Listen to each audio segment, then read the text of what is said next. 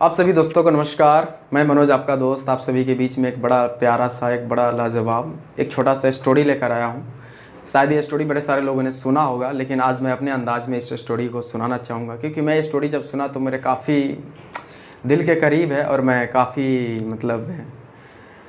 चलिए मैं आपको स्टोरी ही सुनाता हूँ। स्टोरी क्या है, शायद आपके भी रोंगटे खड़े हो जाएंगे, क्योंकि जो मैं स्टोरी सुनाने वाला हूँ आपको, आप इस वीडियो को इन तक ज़रूर सुने, आपको स्टोरी पता चल जाएगा।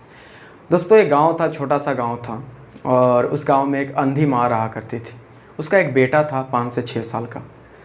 तो बेटा पढ़ने जाता था, तो उस स्कूल के जितने भी बच्चे थे, सब के सब चिढ़ाते थे कि देखो अंधा का बेटा आ गया, अंधी का बेटा आ गया, अंधी का बेटा आ गया। धीरे धीरे वो चिड़चिड़ापन में तब्दील हो गया। उसको धीरे धीरे नफरत होने लगा अपने माँ के प्रति कि यार मेरी माँ अंधी, ऐसा मुझे चिढ़ाता है। धीरे धीरे उसको नफरत होने लगा। लेकिन वो माँ धीरे धीरे अपने बेटे को पाल पोस कर बहुत बड़ा की, पढ़ाई लिखाई, दूसरों के घर में झाड़ू पोछा कर और धीरे धीरे वो लड़का बड़ा हो गया। और एक दिन वक्त आया, समय आया कि बहुत बड़ा एक नौकरी ले लिया, बहुत बड़ा आदमी बन गया और शहर में लगा रहने।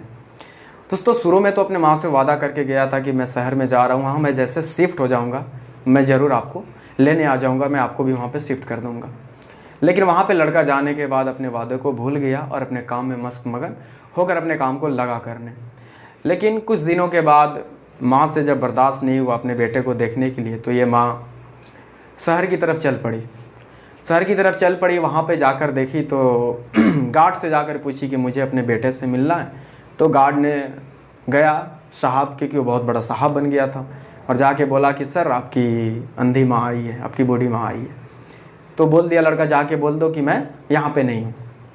वो गार्ड आया और आकर बोल दिया, और वो बस जैसे उम्मीद टूट जाता उसी तरीके से वो माँ चुपचाप चली जा रही थी। कुछ ही देर के बाद वो लड़का घर से बाहर निकला और अपने 4 व्हीलर से कहीं ऑफिस जाने के लिए रेडी हुआ। तब तक आगे जाकर देखा तो एक बहुत भीड़ लगा हुआ था, बहुत सारी भीड़ लगी थी।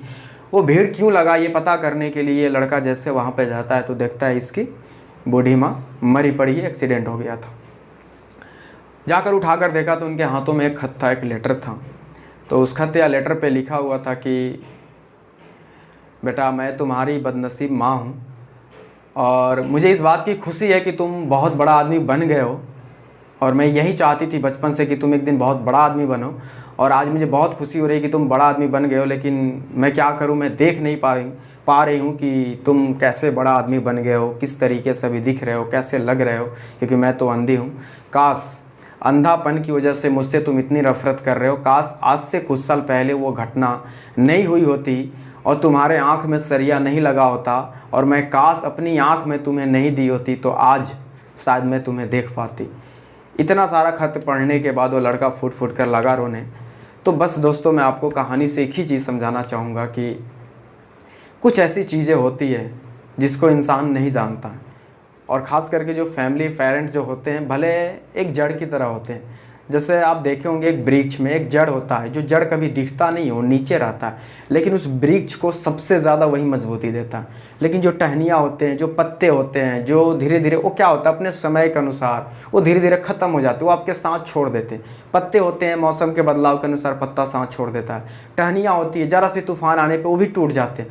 लेकिन जो जड़ होती है दोस्तों, वो जड़ पूरा वृक्ष को एकदम मजबूती बना के रखती है। तो दोस्तों, वही हमारे पेरेंट्स है, भले दिखता नहीं है क्यों हमारे लिए क्या कर रहे हैं, लेकिन उसी जड़ की तरह एकदम आपको मजबूत रखते हैं ताकि आप जीवन में कुछ बेहतर कर पाएँ। दोस्तों, अगर आपको वीडियो अच्छा लगा हो तो आप लाइक ज़रूर करें। बाकी दोस्तों, वीडियो देखने के लिए बहुत बहुत धन्यवाद।